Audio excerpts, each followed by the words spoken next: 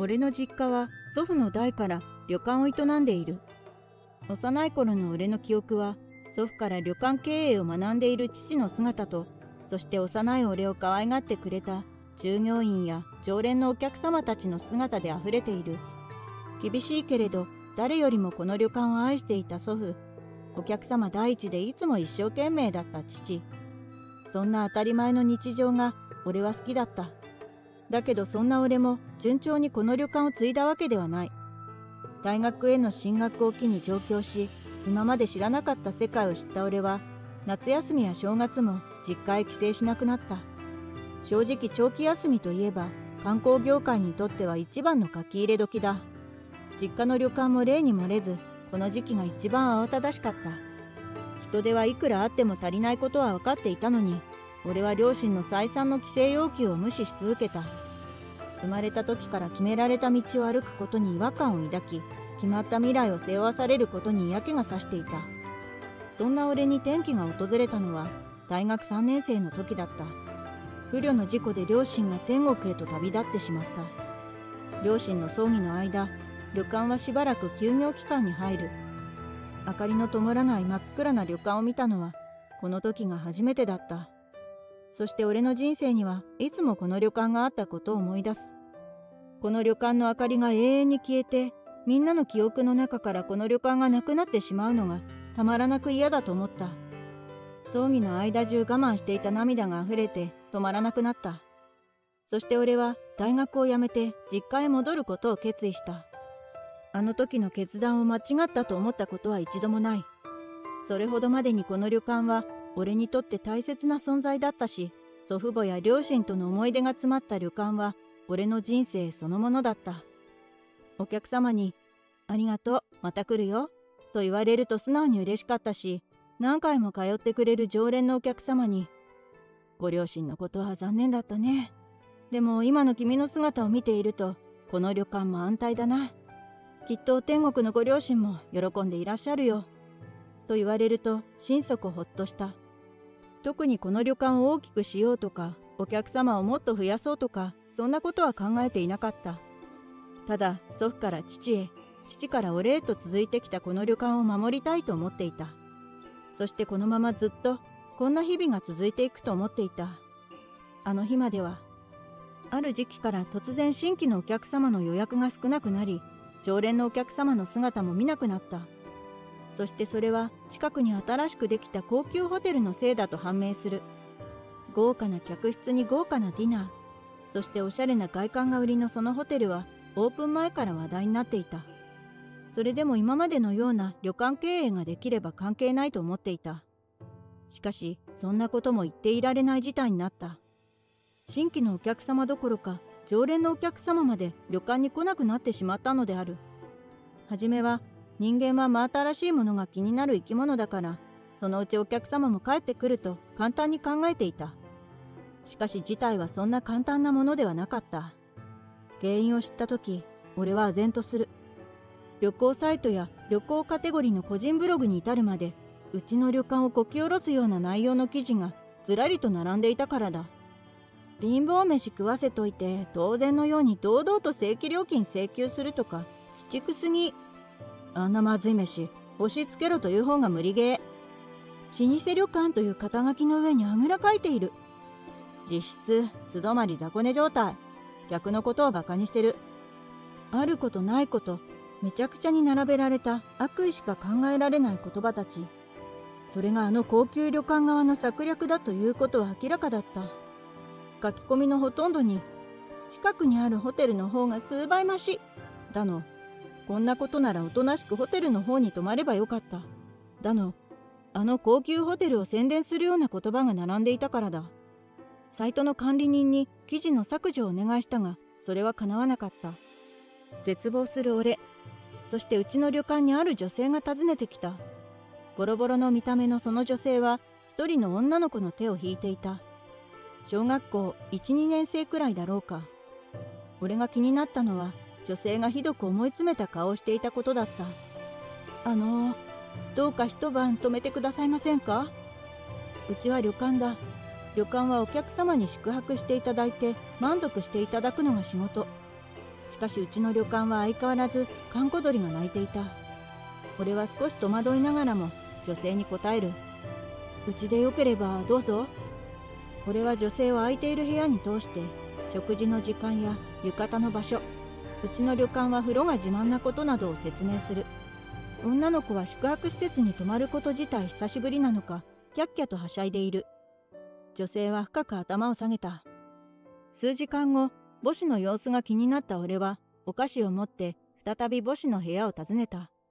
母子は風呂に入ったようで、二人とも浴衣に着替えていた。どこかさっぱりとした様子の女性の姿を見て、俺は思わずドキッとしてしまう。女性の容姿があまりにも美しかったからだ。先ほどのボロボロの姿の彼女とはまるで別人だった。すると女性は俺に向かって勢いよく頭を下げた。申し訳ありません。実は私、あまりお金持ってないんです。宿泊費も全然足りないんです。本当にごめんなさい。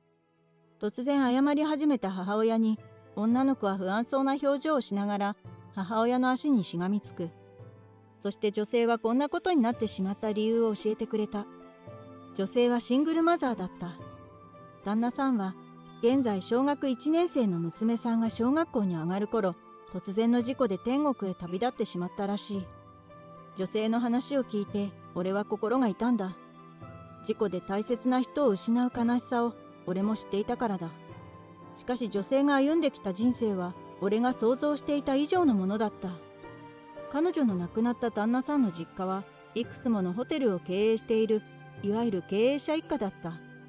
もちろん旦那さんも将来的に父親の後を継ぐ予定だった。しかし旦那さんは老舗旅館やホテルをどんどん潰して新しいホテルを建てていくといった父親のやり方に反発。二度と父親の元には戻らないという覚悟のもと家を出て、苦労しながらも様々な宿泊施設のマネジメントや経営改善を請け負うコンサルティングの会社を立ち上げたのだという。そして旦那さんは一人の女性と結婚。その女性には前の旦那さんとの間に生まれた1歳になる女の子がいた。しかしもともと体が弱かったその女性は結婚後1年余りでこの世を去ってしまう。そして娘が4歳になった頃、彼女は旦那さんと結婚したという。彼女曰く、旦那さんはとても純粋で優しい人で、子供がいてもむしろ彼の子供を育てることができるという喜びがあったという。それからは旦那さんが亡くなるまでの数年間は本当に仲睦まじい家族生活を過ごしていたという。しかし旦那さんがいなくなって全てが変わってしまった。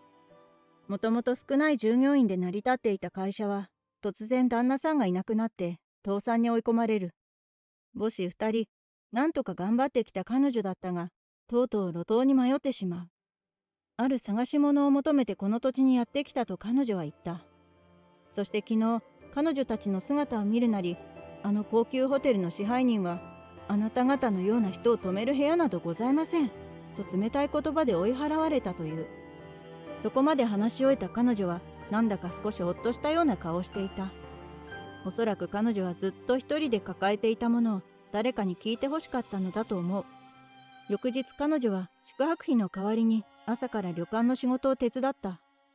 一生懸命働く彼女の姿はお客様にも好評で、新しい従業員さんかい？頑張ってね。なんて優しい声をかけられていて、彼女も嬉しそうだった。娘さんもお母さんの真似をするように旅館の玄関をほうきで掃いてくれたり、雑巾がけを手伝ってくれたりして頑張ってくれた。あの親子と出会って半年の時が過ぎた。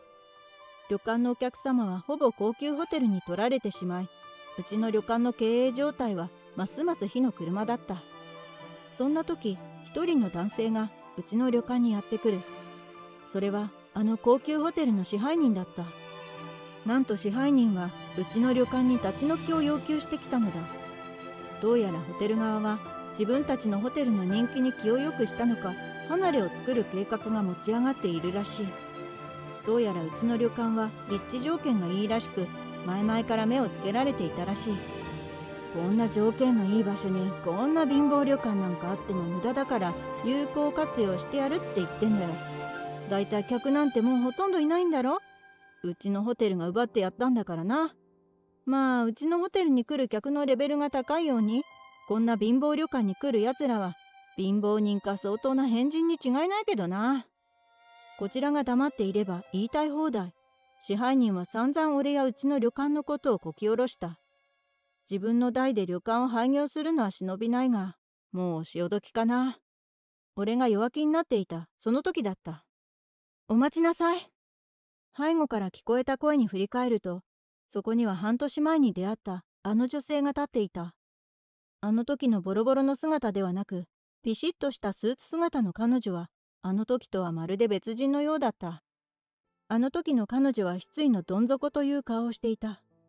しかし今の彼女にあの時の陰鬱さは一切感じられなかった。どうかあの時の恩返しをさせてください。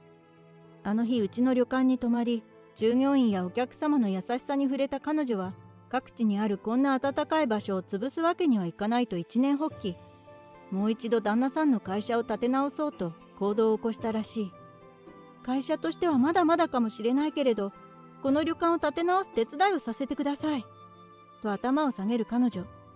支配人はそんなこと花から無理と考えているのか、やれるものならやってみろ、と不敵な笑みを浮かべて去っていった。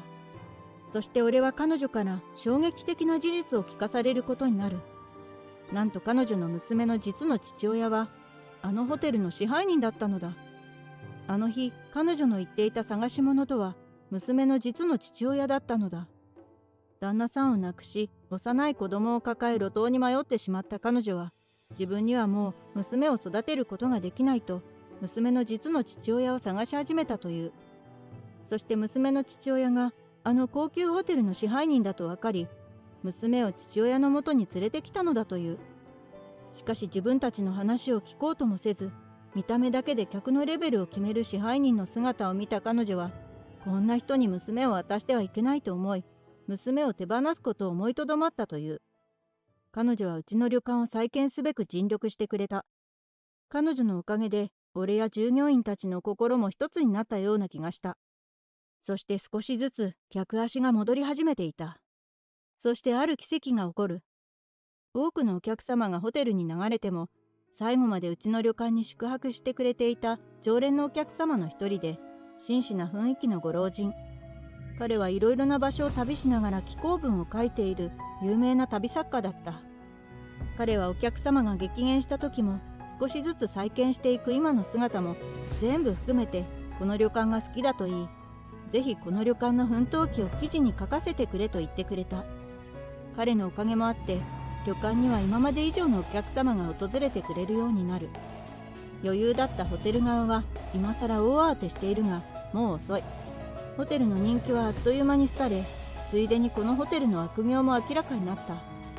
食品の産地偽装に従業員の不真面目な態度、みんな流行に踊らされていたことが分かったらしい。相変わらず彼女と娘は仲が良くて、あの時この子を手放さなくて本当に良かったと笑う彼女の顔は自信と希望に満ち溢れている。俺も彼女の強い心を見習って自分の人生をしっかり歩いていきたいと思う。